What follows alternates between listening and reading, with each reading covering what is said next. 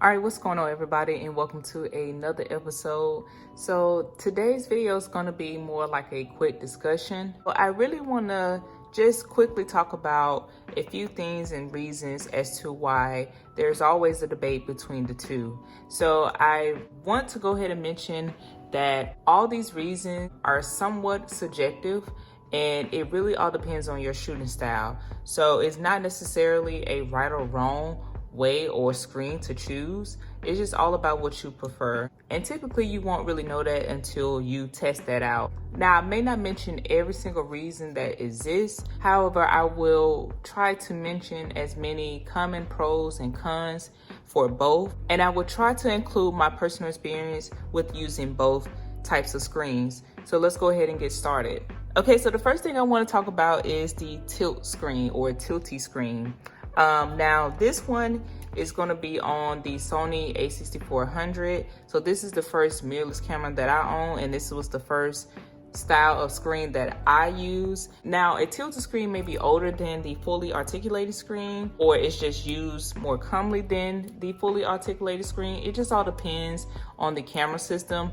A lot of different major camera systems use both. It just all depends on that type of camera. So for an example, the Sony a6400 has the tilty screen right here, whereas the Sony a7S III has the fully articulating screen. But sticking to the Sony a6400 here and the tilty screen that is made on this camera and most Sony cameras, this is the screen that I first used and I first got accustomed to. Now for me, at first I was like, I may see the pros of having a fully articulated screen, but I really didn't have any experience, so I couldn't say which one I would have preferred at the time. But looking at the common pros of a tilty screen here, most people prefer a tilty screen because, one, it has a stealth shooting style, which means you can stay narrow of the camera body. You also can get some low angle or some stealthy shots. So for an example, you may be capturing a particular moment that you wanted to use the screen in this angle here. And so in that way, you can stay pretty much aligned with the camera body. And a lot of people tend to like this because, for one, like I said, it is a stealth shooting style and it has a narrow alignment. So I hope that made sense and helps you to understand why people would prefer a stealth shooting style over a non-stealth shooting style with the fully articulating screen would have.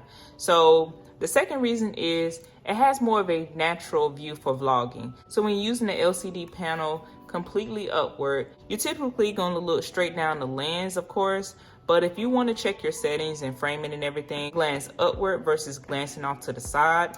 And some people find that to be less distracting than glancing off to the side to check your settings every once in a while. It really makes sense to me, and I can see how that would be preferred for vloggers. However, we will get to the cons a little bit later, but that also is going to have a downside to it. The third thing, as I already kind of mentioned, is low angle shooting. Now, that's technically going to be a pro for both style of LCD panels.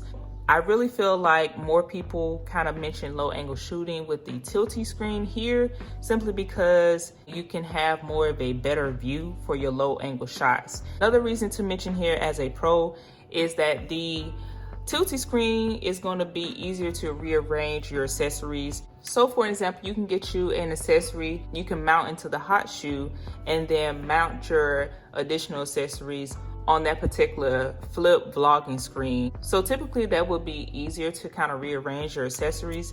However, it just all depends what you have and what works for you. And now for others that may not be a pro, but to me, I find that to be a little bit easier because you have a dedicated accessory to mount in a hot shoe and rearrange your vlogging setup. All right, so let's go ahead and talk about the cons of using a tilt screen. With this particular camera and most cameras that use the tilt screen, you can only flip upward and flip downward. So there's really not too much other angles. Now you can do little small angles in between here, but it's only going to flip upward and then flip downward like so. That is really what the tilt screen is designed to do, and I definitely get that and understand that. However, for me, if you want to have different ways to view your subject, then the fully articulating screen will kind of give you a little bit more options. Again, this is all subjective and how I tend to shoot and how you would use the LCD panel. And I will say this, kind of contradicting myself, I did find composing my shot a little bit easier with the tilty screen. So just to show you what I'm talking about, so say I'm getting an overhead shot, right? And then I'm doing this. It's a little easier to kind of flip the screen over just a little bit more and have the lens still focus and compose in the shot that I'm going for. And that is just my opinion of why I would like the tilt screen, but it is a little bit more limited. But still, I hope that makes sense to you guys. So as I mentioned, as a pro with the tilt screen here, you kind of have an easier way to rearrange accessories in a cold shoe mount. Now, with that being said, the opposite of that would be if you don't have any way to rearrange your accessories, you will have to just use the hot shoe. That is a downside for the tilt screen because you can no longer use the LCD panel and you have to rely on the autofocus of that camera and just look straight down the lens. Now, that can be a good thing for some people because it helps them to just look straight into the lens during the video. If you want to figure out how you can prevent that, then I will leave one of the videos that I did with the accessory of the U-Rig flip screen for vlogging. And that accessory is pretty much geared towards eliminating that issue. Okay, so the final con that I'm gonna mention in this video here is that the LCD panel is always exposed. So pretty much here, this is gonna be the back side of the camera and your LCD panel is always gonna be exposed. Now, for me, and pretty much any device that I get that has a screen on it, it's gonna have a screen protector. Both cameras have a screen protector on it, but I think it is an absolute must to keep one on the Sony a6400, simply because it helps protect the panel from scratches and overall wear. But that's pretty much gonna be it talking about the tilt screen here. Let's go ahead and move along to the fully articulating screen on a camera. Okay, so here I have the Fujifilm X-S10. I picked this camera up a couple of months ago and I have been enjoying using this camera a lot. So I put down my Sony a6400. Now, I have my reasons as to why I switched from the Sony system. I'm gonna say all my reasons as to why I made that switch for another video when I do my user experience. So hopefully stay tuned for that video that will be coming up. But getting back to the screen on this camera here, as some of you may know that this camera has the fully articulating screen here. So basically this screen just extends outward like so. Now, I find this to be a little bit more advanced. I have no idea why. I'm gonna be completely honest with you guys. I do not know why I find this to be more advanced than the tilt screen. But I feel like in the future, there are gonna be multiple ways for advancing this style of shooting versus the tilt screen. There have been cameras that were able to do both. But for this particular video, I'm just gonna stick to talking about two cameras that can only do one or the other. So here you have the fully articulated screen, and then one thing about this one, you can rotate it like so, and then you can close it. Now with that, for me, that is a pro because I can cover my LCD panel and I don't have to worry about scratching it up. If you don't have a screen protector, that is a plus for you, but I did install one on here. So covering up the LCD panel on the back here is nice, and it kind of keeps it stealth look on here. So I kind of just like this look of the LCD panel being covered. If I just want to use the EVF, then I can, and I don't have to worry about, you know, the LCD panel, you know, flickering on and off. Of course, you can change that setting there inside the camera. The second pro is more angle options. So with the articulating outward here, you can move the screen all kind of directions. It's small angles, but I'm sure they will make a difference depending on what you're doing. So I find that to be a little bit more versatile than the tilt screen over here. That's just one of the things I consider a pro. Now, if you find that to be not so helpful or useful, definitely let me know down in the comment section. So another reason I'm going to mention here is that it is easier to mount accessories on the camera without using a cold shoe mount. So what I mean by that is, like, if you're vlogging, of course, a lot of times these two types of screen are debated with vlogging, but I do believe that this is just as important for photography and also videography. So when it comes to that, you can mount your microphone at the top and still have your LCD panel flipped out this way so you can see yourself here. Now, we're going to talk about the cons in a minute, of course, but you know, this is one of the things people tend to be like, this is better for vlogging than the tilt screen, because you can just look over and check your settings and your frame and everything, and you don't have to worry about the LCD panel being blocked by a microphone or another external accessory. But some people don't like it. It's a 50-50 world when it comes to these two different types of screen styles right here. And don't get me wrong, there are some people like myself who are in the middle about these two screens. A final reason I'm going to mention here is that I like how I can use this screen in overhead shots. Now, I know I did say I like that on the tilt screen, and that pro can kind of be shared between the two. I don't know what it really is. It's kind of difficult to explain, if I'm honest, but I just thought I'd mention it, and maybe someone else may find that to be a little bit true for their experience as well. So let's go ahead and talk about the cons.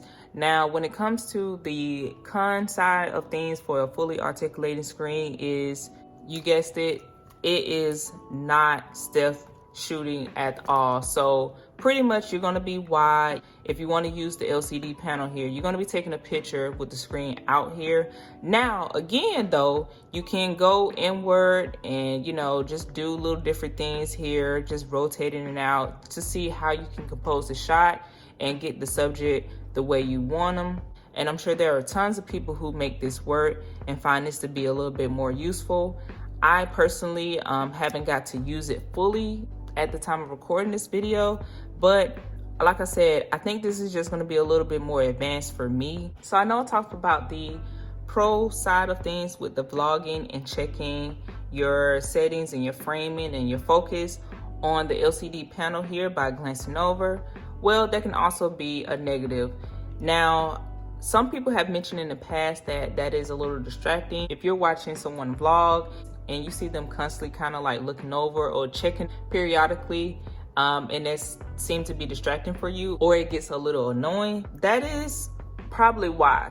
Every once in a while, you may have to check. Some people still like to make sure because they don't want to have to redo the video. But I guess that's where you would probably trust your camera and trust the autofocus, that you would stay in focus and you have everything set up prior to you doing your vlog.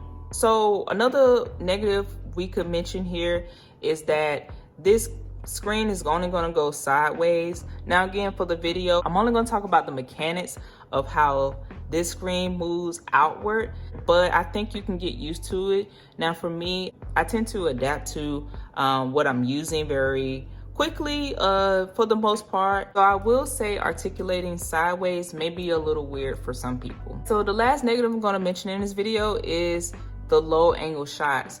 Now, for me, I think you can get a low angle shots just as good as you would with a tilt screen, but that may affect some people in their shooting style. I'm not sure about that part, but for me, it works. I don't have any problems with it. Just the only thing I tend to do is, you know, kind of rotate the camera and the screen to fit that style of shooting or composing my shot a little bit more than I would on the tilt screen. The quickness and how fast you can get the shot, it just all depends what type of photography you do. Just keep in mind that a lot of these reasons are subjective, at least they are to me.